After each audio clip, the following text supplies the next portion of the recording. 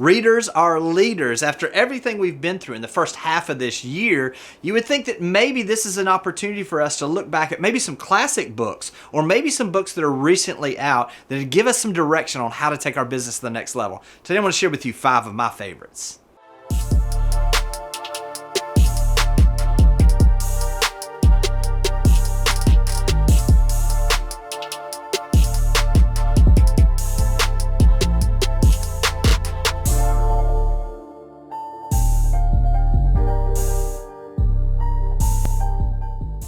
Every single time that I've come out of a change in my life or a time that was challenging, much like what we've had in the first half of this year, I've had breakthrough when I've read something new or I found a book that really propelled me to the next level of my life. What I want to do today is I want to share with you some of the books maybe that I've studied in the past that I'm revisiting now and some that I found recently that are really making a difference in my life. The first one is this. It's Who Moved My Cheese by Spencer Johnson.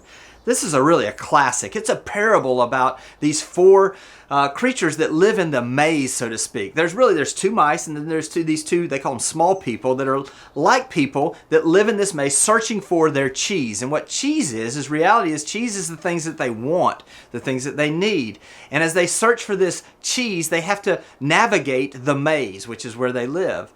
And every day the cheese gets moved a little bit. And as their cheese is getting moved, they're having to adapt. They're having to learn new things.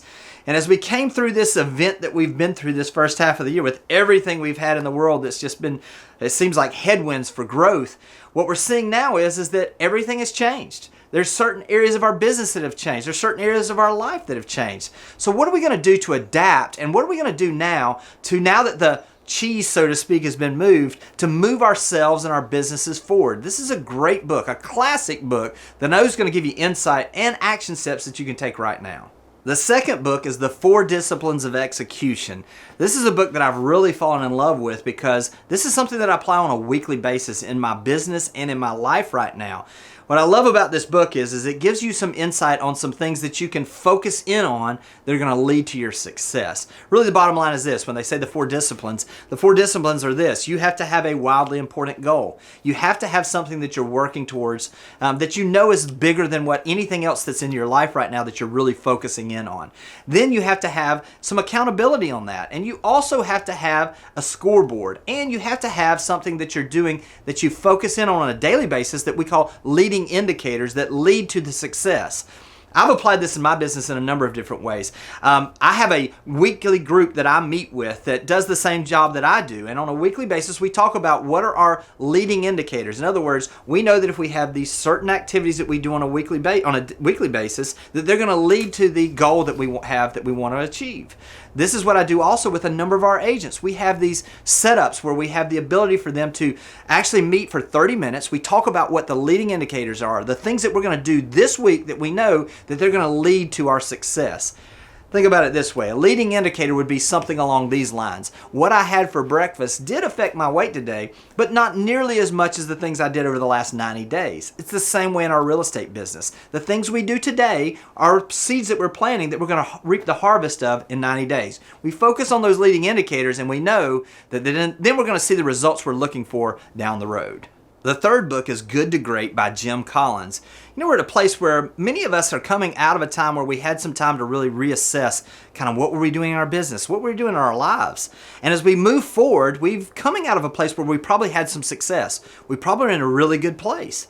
But we know there's another level. So what are we going to do to take our businesses and our lives to that next level? What I love about this book is they go in and they study companies that had been mediocre or really good, but then all of a sudden they had this move to great, and they sustained it over a long period of time.